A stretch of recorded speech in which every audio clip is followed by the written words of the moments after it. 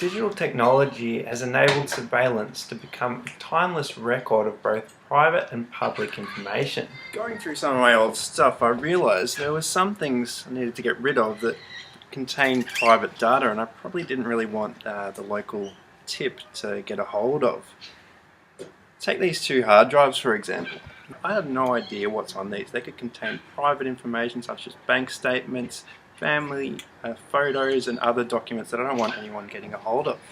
Now, a lot of people will go to great lengths to destroy private information, and I thought I'd give that a shot myself. How can I be sure that the information isn't still retrievable? It's a lot of effort to go through to get rid of digital data, and there's this continuity of we don't know where it's going and where it will end up. Now there are more extreme measures we can take, such as putting the hard drives through an incinerator and being sure that the inner disks are melted. This could be a legitimate option should I have an incinerator present, which not a lot of people do. Digital data proves to be extremely resilient, unlike other forms of private data.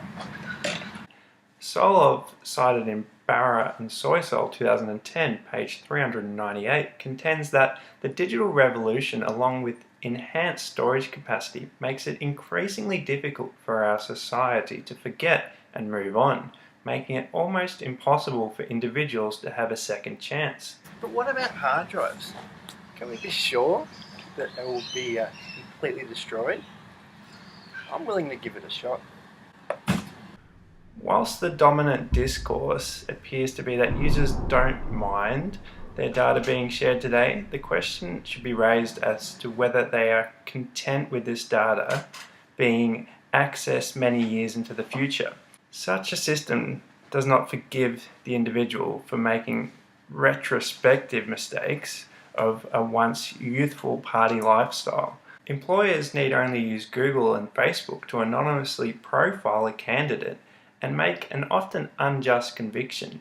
This type of discrimination is unlawful in everyday life and traditional media, but in the new media world, the aspect of anonymity allows them to get away with it.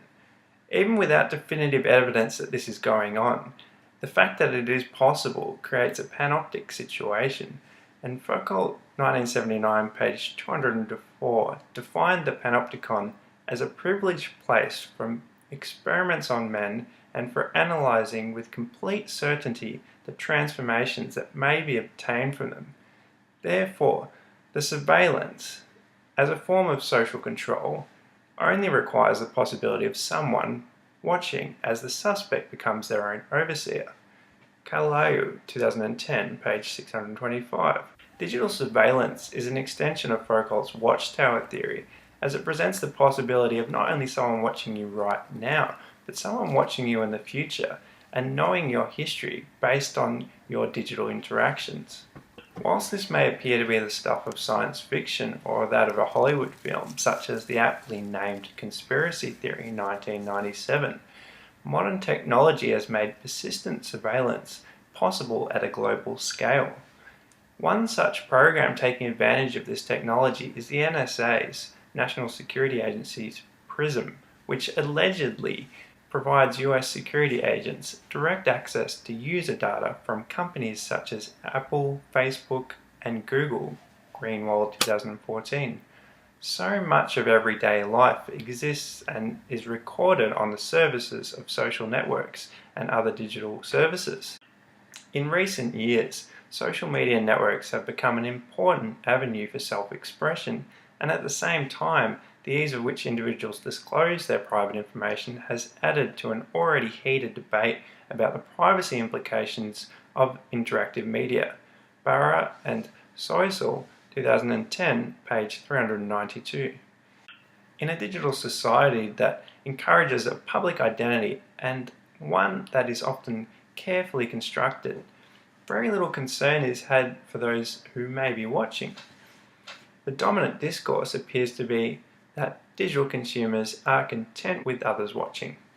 Gates and Magnet, 2007, page 277, suggests the issue of surveillance has become a concern of journalists, civil libertarians and scholars. However, the majority of social network users appear to broadcast themselves openly to the wider public. This could be attributed to the fact that it's easier to not be concerned with issues of privacy in a digital world that encourages sharing every little bit of information. Social networks and other digital services are built on a system that requires the user to relinquish their content rights in order to operate. Perhaps it's not so much then that users are ignorant as it is that they haven't been given any other choice. In any case, more criticism is needed to address the issue of legacy data and the continuity of digital surveillance.